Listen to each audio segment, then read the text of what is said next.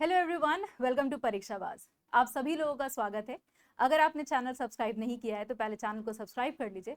आज का जो टॉपिक हम डिस्कस करने वाले हैं वो एक बहुत ही इंपॉर्टेंट टॉपिक है, स्टार कैंपेनर को लेकर के। आप सभी जानते हैं कि इंडिया जो एक डेमोक्रेसी है, लोकतंत्र है, उसमें सबसे बड़ा पर्व जो होता है वो होता है जनरल इलेक्शन का। 2024 का जो जनरल इलेक्शन है वो शुरू हो चुका है, मल्टीपल फेजेस में हो रहा है। कई जगह पे वोटिंग हो चुकी होगी, कई जगह पे वोटिंग होनी बाकी है। तो ये जो पूरा पर्व है ना, सबसे इंपॉर्टेंट इवेंट होता है हम लोग के लिए डेमोक्रेसी में, वो होता है इलेक्शन का। और स्पेशली अगर लोकसभा की बात करें, स्टेट इलेक्शंस भी इंपॉर्टेंट होते हैं, लेकिन अगर पूरे इंडिया को देखा जाए तो जनरल इलेक्शंस बहुत इंपॉर्टेंट है। इसी में एक बहुत ही इंपॉर्टेंट कॉन्सेप्ट आता है किस चीज का, स्टार कैंपेनर का।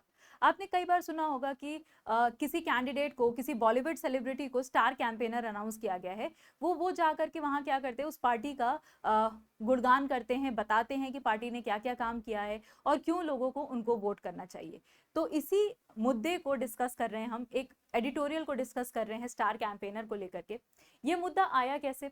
देखो, अभी रिसेंटली हुआ क्या था, सुनीता केजरीवाल, जो अरविंद केजरीवाल हैं, सीएम दिल्ली, उनकी वाइफ है, उनको आम आदमी पार्टी ने क्या किया है, स्टार कैंपेनर के रूप में अपॉइंट किया। उसी को लेकर के मुद्दा शुरू हुआ और डिस्कशन हम करते हैं इसी चीज को लेके कि भाई स्टार कैंपेनर क्यों होता है, किस कहते हैं ना, किस लॉ के अंदर हम लोग को ये पावर मिली है कि किसी भी पार्टी में स्टार कैंपेनर अपॉइंट किया जाए, कितने अपॉइंट किए जा सकते हैं, खर्चा क्या होता है, ये आचार संहिता क्या है, मॉडल कोड ऑफ कंडक्ट में इनका क्या रोल है, वो सारी चीजें डिस्कस कर रहे हैं। अब सबसे पहला सवाल ये उठता है कि भाई किस कानून में या किस प्रावधान के थ्रू हम क्या करते हैं, इन स्टार कैंपेनर्स को अपॉइंट करते हैं। तो आप सभी को पता होगा, बहुत ही इंपॉर्टेंट एक एक्ट है, representation of people's act 1951, RPA कहा जाता है इसको शॉर्ट में, 1951। बहुत इंपॉर्टेंट एक्ट है।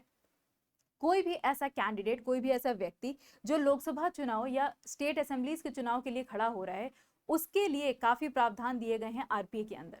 तो सेक्शन 77 जो है आरपीए का, वो कहता है कि जो भी खर्चा expenditure incurred by the leaders of a political party, जो भी पॉलिटिकल पार्टी के लीडर्स हैं, जो वो खर्चा कर रहे हैं किसके ऊपर, स्टार कैंपेनर्स के ऊपर, वो जो है कैसा रहेगा, वो एग्जेम्प्ट रहेगा। एग्जेम्प्ट मतलब, देखो, हर एक पार्टी को एक लिमिटेड बजट दिया जाता है कि आप इलेक्शन के लिए इतना ही पैसा खर्च कर सकते हैं।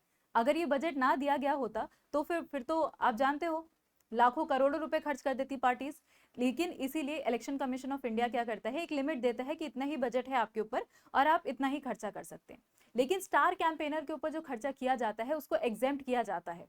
कुछ कंडीशंस में उसको ऐड भी करते हैं, वो आगे हम देखने वाले हैं, बट उसको जनरली क्या करते हैं, हम एग्जेम्प्ट करते हैं। तो ये जो लीडर्स ऑफ पॉलिटिकल पार्टी हैं, इन्हें क्या कहा जाता है, स्टार कैंपेनर्स कहा जाता है। Star campaigners are usually the top leaders of a political party, but can also include celebrities. ज्यादातर तो ये होता है कि जो लीडर्स होते हैं पॉलिटिकल पार्टी के, कोई टॉप लीडर होगा, उसी को अनाउंस करा जाता है।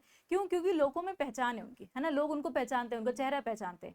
बट इसी के साथ बहुत सारे बॉलीवुड सेलिब्रिटीज को भी अपॉइंट किया जा सकता है एज अ स्टार कैंपेनर। बस एक कंडीशन होती है अपॉइंट करने के लिए, वो क्या है कि ये लोग जो अपॉइंट किए जा रहे हैं वो उस पॉलिटिकल पार्टी के मेंबर होने चाहिए, है ना, उस पॉलिटिकल पार्टी के वो मेंबर होने चाहिए, तभी उनको स्टार कैंपेनर के रूप में अपॉइंट किया जा सकता है एक पर्टिकुलर पॉलिटिकल पार्टी द्वारा। आरपीए कहता है कि किसी भी रिकग्नाइज्ड पॉलिटिकल पार्टी को, चाहे वो नेशनल लेवल पे रिकग्नाइज्ड हो या स्टेट लेवल पे हो, अब देखो, किसी भी पार्टी को रिकग्नाइज करने के तरीके होते हैं, उसको स्टेट लेवल पे रिकग्नाइज करते हैं और नेशनल पे रजिस्टर किया जाता है उसको। तो अगर वो रिकग्नाइज्ड नेशनल पार्टी है, इलेक्शन कमीशन ने उसको रिकग्नाइज किया है ना, एक पूरा प्रोसीजर होता है, नंबर ऑफ सीट्स होती हैं, नंबर ऑफ मेंबर्स होते हैं जो उनके अपॉइंटेड है, तो एक पूरा पर्टिकुलर क्राइटेरिया होता है जिसके थ्रू उसको रिकग्नाइज करते हैं। तो कहते हैं कि अगर रिकग्नाइज हैं तो मैक्सिमम 40 स्टार कैंपेनर्स को अपॉइंट किया जा सकता है। कितने? मैक्सिमम 40 स्टार कैंपेनर्स हैं जो आप अपॉइंट कर सकते हो। लेकिन अगर कोई रजिस्टर्ड पार्टी है लेकिन वो अनरिकग्नाइज्ड है, तो उसके पास कितना चांस है? 20 है ना। तो ऑब्वियसली रिकग्नाइज पार्टीज जो होती है उनको बहुत फायदे मिलते हैं, जैसे इलेक्टोरल रोल होता है उसको उनको फ्री में मिलता है। वो रिकग्नाइज पार्टीज को ऑन एयर एड्स देने का चांस होता है, दूरदर्शन पे अपने वो एड्स चला सकते हैं। तो ये कुछ फायदे होते हैं रिकग्नाइज पॉलिटिकल पार्टी के। तो इन सारी चीजों को तो आप डिटेल में पॉलिटी में पढ़ते हो कि कौन कौन सी पार्टीज को हम कैसे रिकग्नाइज कर सकते हैं। 40 हैं रिकग्नाइज के लिए, अनरिकग्नाइज के लिए 20 हैं। The names are to be communicated to the Election Commission and Chief Electoral Officer of the states as applicable within 7 days from the date of notification. जैसे ही इलेक्शन का डेट नोटिफाई किया जाता है उसके 7 दिनों के अंदर अंदर आपको ईसी को और सीईओ को ये जो पूरा आपका लिस्ट है कि आप किसको किसको स्टार कैंपेनर बनाना चाहते हैं वो लिस्ट आपको जमा करनी पड़ती है। अगर मल्टीपल फेज में हो रहा है तो आप हर एक फेज के हिसाब से कि मान लो पहला फेज है तो उस फेज के लिए आपके जो स्टार कैंपेनर्स है उनकी लिस्ट जमा कर दी, फिर सेकंड फेज है उसके लिए जमा कर दी। बट जनरली पॉलिटिकल पार्टीज ऐसा करती नहीं है, उनको पहले से डिसाइडेड होता है कि हमें इतने लोगों को स्टार कैंपेनर्स अपॉइंट करना है तो वो पहले ही लिस्ट जमा कर देती है। बट आपके पास ऑप्शन है कि अगर मल्टीपल फेज में हो रहा है तो आप मल्टीपल लिस्ट सबमिट कर सकते हो। ठीक है, तो मेजर पॉलिटिकल पार्टीज जो करती हैं पूरा लिस्ट सबमिट कर देती है 7 दिन के अंदर अंदर। अब फायदा क्या होता है स्टार कैंपेनर्स का, क्यों इनको अपॉइंट किया जाता है? RPF provides that expenditure incurred by the leaders of a political party on account of travel by air, यानी अगर ये एयरप्लेन से ट्रैवल कर रहे हो, बाय रोड ट्रैवल कर रहे हो, रेलवे के थ्रू ट्रैवल कर रहे हो, तो इनके ट्रैवलिंग पे जो खर्चा हो रहा है वो पॉलिटिकल पार्टी का एक्सपेंडिचर नहीं माना जाता है। ये फायदा होता है। अब मान लो एयर फेयर मतलब 1000 रुपए का इन्होंने टिकट खरीदा उस स्टार कैंपेनर के लिए, उस स्टार कैंपेनर को एक जगह से दूसरी जगह जाना था, 1000 रुपए का टिकट खरीदा, तो ये जो 1000 रुपए है ये पॉलिटिकल पार्टी वो जो पूरा खर्चा कर रही है इलेक्शन में ना उसमें काउंट नहीं किया जाता है। जैसे हमने शुरू में आपको बोला था कि इलेक्शन कमीशन क्या करता है, एक बजट देता है कि आपके पास इतना पैसा है, इतना ही खर्च कर सकते हो, ये उतनी लिमिट में से बाहर होता है, तो ये फायदा होता है। किसी भी मोड्स ऑफ ट्रांसपोर्टेशन हो सकता है, चाहे वो एयर फेयर हो, रेलवे हो, रोड हो, कुछ भी हो, उसके थ्रू क्या कर सकते हैं, ये ट्रैवल कर सकते हैं, उनका जो एक्सपेंडिचर है वो कैलकुलेट नहीं किया जाता है। The election expenditure limit for candidate is 95 lakhs पर लोकसभा। एक पर्टिकुलर कैंडिडेट को वो जो खर्चा कर सकता है लोकसभा सीट के लिए, पर्टिकुलर लोकसभा कॉन्स्टिट्यूएंसी के लिए वो जो खर्चा कर सकता है वो 95 lakhs का है। लार्जर स्टेट में, बड़े राज्य हैं अगर, हर एक कॉन्स्टिट्यूएंसी के लिए आप 95 लाख रुपीस खर्चा कर सकते हैं, और अगर कोई छोटा स्टेट है तो उसके लिए आप 75 लाख रुपए खर्च कर सकते हैं, है ना। तो ये 75 लाख और 95 लाख में से अलग होता है, ये जो ट्रैवलिंग फेयर आप इंक्लूड कर रहे हो वो अलग होता है। The star campaigners would be vote fetchers for candidates. इनका काम क्या है कि भाई ये लोगों को वोट खींचने के लिए रखे जाते हैं। ये जाएंगे पार्टी के बारे में बातें बताएंगे कि ये सारा काम अच्छा हुआ है, इस तरीके से पार्टी हमारी आगे बढ़ी है, लोगों को उनको वोट करना चाहिए, तो लोग उनकी रैलीज में जाते हैं, वोट फेचिंग का काम करते हैं। लेकिन ये तभी एप्लीकेबल है जब स्टार कैंपेनर्स अपने आप को सिर्फ जनरल कैंपेनिंग के लिए लिमिट करते हैं। मतलब ऐसा नहीं कि किसी एक पर्टिकुलर कैंडिडेट को वो वहां जाकर के प्रमोट कर रहे हैं। मान लो वो किसी कॉन्स्टिट्यूएंसी में गए, जिस पार्टी की तरफ से गए हैं, अगर वो पार्टी कैंडिडेट वहां पे खड़ा हो गया, डायस पे, स्टेज पे उनके साथ खड़ा हो गया, तो ये स्टार कैंपेनर का जो खर्चा हुआ है ना वो उसके खर्चे में जोड़ दिया जाता है, उस कैंडिडेट के खर्चे में जोड़ दिया जाता है। तो ये बहुत इंपॉर्टेंट बात है कि आप एज अ स्टार कैंपेनर क्या करें, सिर्फ एक जनरल लेवल पे बात करें कि पार्टी ने क्या अच्छा किया है, किस तरीके से आपको वोट देना चाहिए कि आगे भी वो अच्छा करे। इन जनरल किसी एक पर्टिकुलर कैंडिडेट को नहीं फोकस करना है, किसी एक पर्टिकुलर स्कीम को फोकस नहीं करना है, आप इन जनरल क्या करें, चीजों को अनाउंस करें। अगर किसी भी रैली या मीटिंग में वो जो स्टार कैंपेनर है किसी कनेक्टिंग कैंडिडेट का नाम ले लिया उसने कि अगर इस कैंडिडेट को आप वोट दोगे तो बहुत अच्छा होगा, तो वो जो कैंडिडेट है उसका जो भी खर्चा काउंट किया जा रहा है उसमें से स्टार कैंपेनर का खर्चा जुड़ जाएगा, है ना। अगर वो स्टेज पे खड़ा हो गया, साथ में डायस पे खड़ा हो गया, या अगर वो ट्रैवल कर रहे हैं, मान लो एरोप्लेन से ट्रैवल कर रहे हैं तो अगल बगल बैठ के ट्रैवल किया उन्होंने, तो वो जो स्टार कैंपेनर का खर्चा है ना 50% खर्चा उसमें जुड़ जाता है जो कैंडिडेट के साथ ये ट्रैवल कर रहे हैं। तो ये बड़ी इंपॉर्टेंट बात है कि अगर आप स्टार कैंपेनर हैं तो आपको क्या करना है, एज जनरल कैंपेनिंग करनी है, किसी पर्टिकुलर कैंडिडेट के नहीं करनी है। If any candidate travels with star campaigner, then 50% of the travel expenditure of the star campaigner shall also be apportioned to such candidate। जो भी खर्चा है उसका 50% जो है उस कैंडिडेट के साथ जोड़ दिया जाएगा। अगर वो बोर्डिंग और लॉजिंग साथ में कर लेते हैं, किसी होटल में रुक गए, कहीं जाके खाना खा लिया, तो भी जो खर्चा जुड़ता है वो उस कैंडिडेट के खर्चे में जुड़ जाएगा। तो इसीलिए ये चीज बड़ी ध्यान रखने वाली होती है कि अगर कोई कैंडिडेट का पर्टिकुलर प्रमोशन ना हो जाए। अब प्रॉब्लम क्या है स्टार कैंपेनर्स के साथ, ये इशू क्यों निकल के आता है हर बार? मॉडल कोड ऑफ कंडक्ट जब भी लगता है, आचार संहिता लगती है, तो कहीं ना कहीं कुछ ना कुछ मुद्दे निकल के आते रहते हैं। तो what are the issues? Election commission ने एक एडवाइजरी जारी करी थी इससे पहले भी सारी पॉलिटिकल पार्टीज को कि उन्हें क्या करना है, डेकोरम मेंटेन करना है, ठीक है, एक डिसिप्लिन मेंटेन करना है। जब वो कैंपेनिंग करें तो सिर्फ अपना इशू बेस्ड कैंपेनिंग करें कि किस इशू पे, किस मुद्दे पे उन्हें वोट चाहिए, या in general development of India, इन सारी चीजों पे बात करें। किसी भी पर्टिकुलर पार्टी को फोकस ना करें, किसी पर्टिकुलर ऑपोजिशन लीडर को फोकस ना करें, टारगेट ना करें। ये एडवाइजरी जारी करी गई थी, बट एज यू नो ऐसा होता नहीं है। तो स्टार कैंपेनर्स क्या करते हैं, किसी भी वायलेशन की वजह से फिर वो नोटिस में आ जाते हैं। इलेक्शन कमीशन क्या कर देता है, वायलेट अगर देखता है कि वो वायलेट कर रहे हैं तो उनको क्या करता है, सस्पेंड कर देता है। तो स्टार कैंपेनर्स शुरू से they have been guilty of using inappropriate and abusive words. Problem ये होती है कि लोग बिल्कुल भावनाओं में बह जाते हैं और वो ये भूल जाते हैं कि हमारे ऊपर क्या है, कुछ गाइडलाइंस है। वो अब्यूजिव वर्ड्स का इस्तेमाल करते हैं, इनअप्रोप्रिएट लैंग्वेज का इस्तेमाल करते हैं, किसी पर्टिकुलर ऑपोजिशन लीडर को बिल्कुल टारगेट करने लगते हैं। कम्युनल फीलिंग्स और कास्ट फीलिंग्स वो क्या करते हैं, ट्रिगर कर देते हैं। बेकार बेकार तरीके के एलिगेशंस लगाते हैं, बकवास बातें करते हैं। तो ये सबसे बड़ा मुद्दा है कि स्टार कैंपेनर ऐसा कर रहे हैं। एग्जाम्पल अगर देखा जाए तो जनवरी 2020 में जब दिल्ली असेंबली के लिए कैंपेनिंग हो रही थी तो इलेक्शन कमीशन ने क्या किया था, अनुराग ठाकुर को और परवेश वर्मा को बीजेपी से लिस्ट से हटाया था।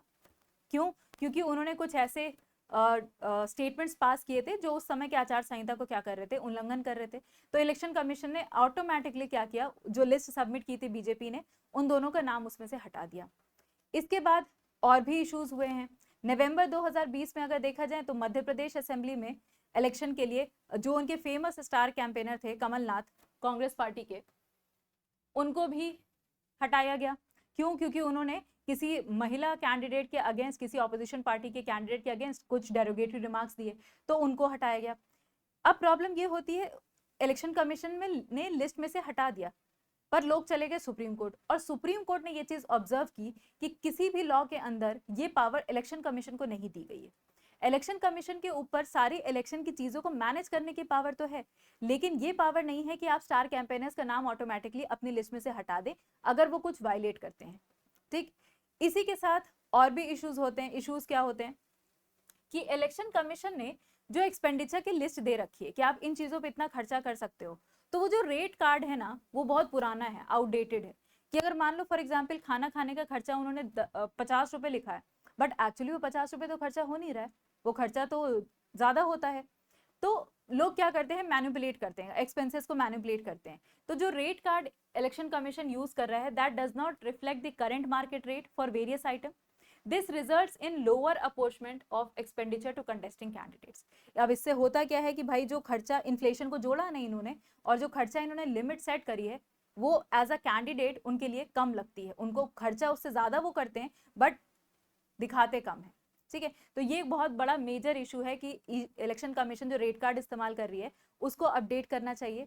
साथ ही साथ इलेक्शन कमीशन को क्या करना चाहिए कि उसके पास पावर तो है नहीं, सुप्रीम कोर्ट ने साफ कह दिया कि आपके पास पावर नहीं है, आप सुपरविजन के पावर रखते हो, ये पावर नहीं है कि आप एलिमिनेट कर दो उसको। तो अब इन फ्यूचर होना क्या चाहिए? ठीक है, ये सारे मुद्दे हमने देखे, इश्यूज पढ़ा पूरा, but what needs to be done, अब करना क्या है?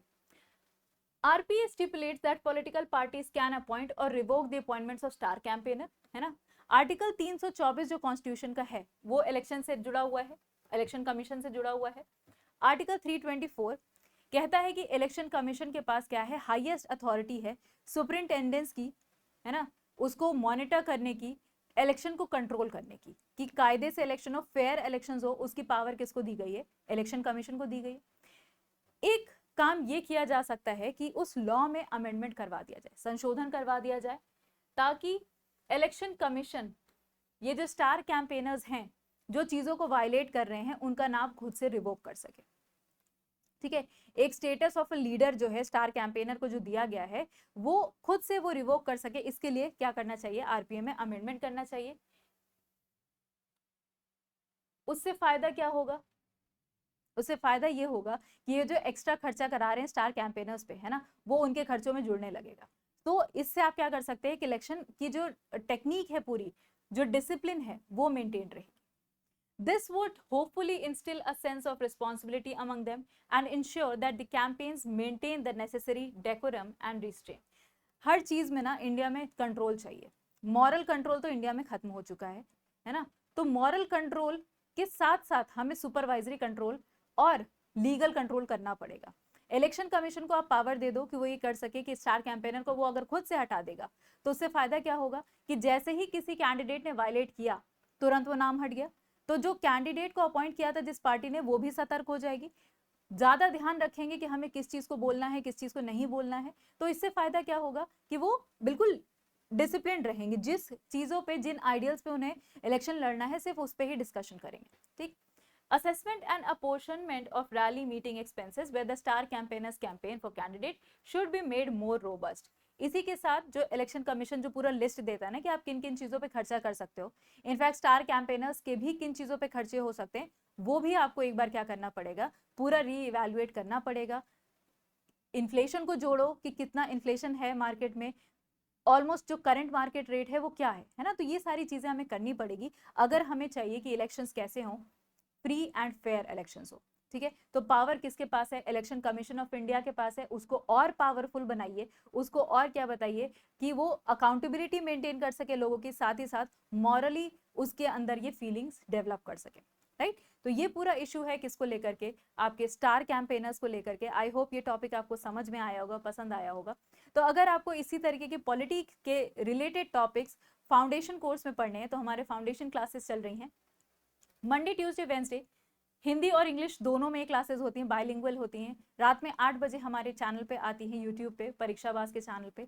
उसी तरीके से थर्सडे फ्राइडे और सैटरडे फाउंडेशन क्लासेस चल रही हैं भूगोल की यानी ज्योग्राफी की. तो आपको अगर जो इंटरेस्टिंग टॉपिक्स हैं, अगर आपको पूरी तैयारी करनी है पीसीएस की और यूपीएससी की, तो आप हमारी क्लासेस को ज्वाइन कर सकते हैं. चलिए, आई होप आपको सेशन पसंद आया होगा. टेलीग्राम जरूर ज्वाइन कर लीजिएगा. टेलीग्राम पे आपको हमारे सेशंस के पीडीएफ मिल जाएंगे और इंस्टाग्राम पे आपको हमारी डेली अपडेट्स मिलती रहेंगी. तो आप इसको स्कैन करके ज्वाइन कर सकते हैं और हमारे अबाउट सेक्शंस में भी सारी चीजें मिली हुई हैं.